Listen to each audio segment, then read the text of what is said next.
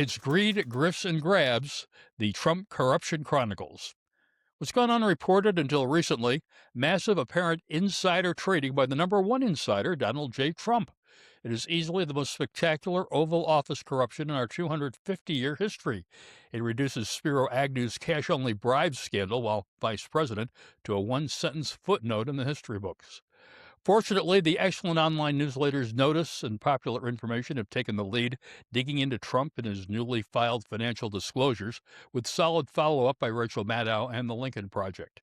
It shows a stunning 3,700 stock trades since he took office, many of them apparently self-directed.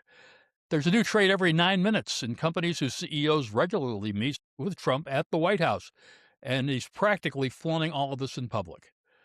The financial disclosure notes that many of the investments were unsolicited trades. An unsolicited trade is one that is not recommended by a broker, but initiated by the customer. That, of course, would be Trump.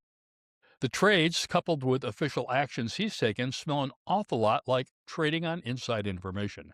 Thanks to John Roberts' Supreme Court, chances are Trump and Trump alone can never be prosecuted for the same crime that sent Martha Stewart to prison. The Dell family, it's a great family. He is amazing. She is amazing. They've done such a job on that. They put up a lot of money too. Put up $6.25 billion. That's somebody. And he started making computers on his bed in college and selling them because they were better than other computers. And I said, how did you do that? He said, well, I did it and I just never stopped. It just kept going. So go out and buy a Dell. And just guess who bought millions in Dell stock last February. And since then, Dell stock has jumped 30%, meaning a tidy profit for Trump grifting enterprises. Another Trump endorsement, this one on site at Thermo Fisher Scientific, a technology, pharmaceutical, and biotech services company which manufactures prescription drugs on a contract basis.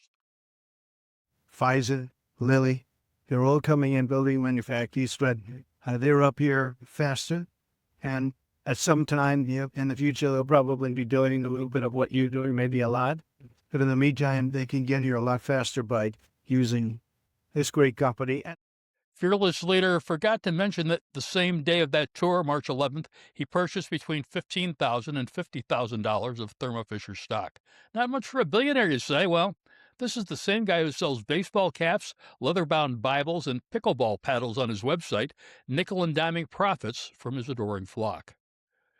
There's more stock pumping among the 3,700 transactions. Oh, so much more. On March 25th, Trump purchased between $50,000 and $100,000 in Micron stock. The transaction was marked unsolicited. The next day, Trump called into Fox News' popular talk show, The Five.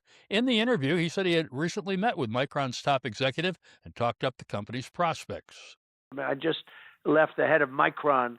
It's one of the hottest companies. But you have Jensen, you have from NVIDIA, you have all these people. They're all building plants one after another. I'm making it possible for them to do it. We're getting them the permits rapidly. We're letting them build their own electric because we have an old grid system that wouldn't allow it. So we're letting them build their own electric plants. Overall, Trump purchased between $217,000 and $530,000 in Micron between March 2nd and March 25th. The exact amount of the transactions not reported, just a range. Since then, the price of Micron stock has more than doubled.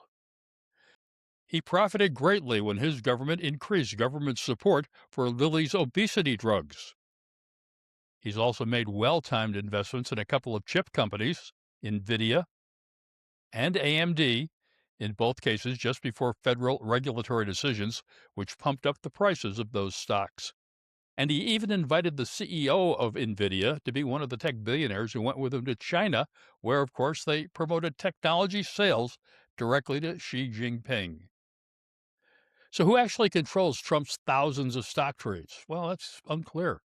The Trump Organization first said that Trump's market activities are handled by an independent third-party management advisor with no input from the president.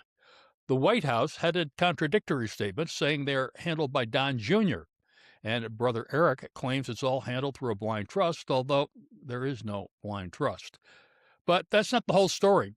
If Trump wanted to legally remove himself from investment decisions, he could do so by creating a real qualified blind trust. Instead, before returning to the White House, Trump transferred his assets in a trust that is controlled by his son, Donald Trump Jr. There are no legal or practical barriers preventing him from being involved in the management of his own assets. Most presidents do put their assets in blind trusts. Jimmy Carter even put his peanut farm into a blind trust.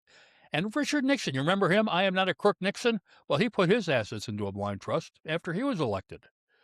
But we can take some solace in the fact that while most families struggle to cope with Trump's inflation and a softening job market, the Trump family is doing well. They've seen their bottom line increase by as much as $4 billion in the last year and a half. In an interview in 2020 with Fortune magazine, Trump kind of summed it up. It's very possible that I could be the first presidential candidate to run and make money on it. Even better, thanks to his one-of-a-kind no tax audits, no tax penalties deal that he signed with his personal criminal attorney, who's now the acting attorney general, he'll save a cool $100 million in potential interest and penalties for cheating on his taxes. That's it for now. Thank you for your attention to this matter.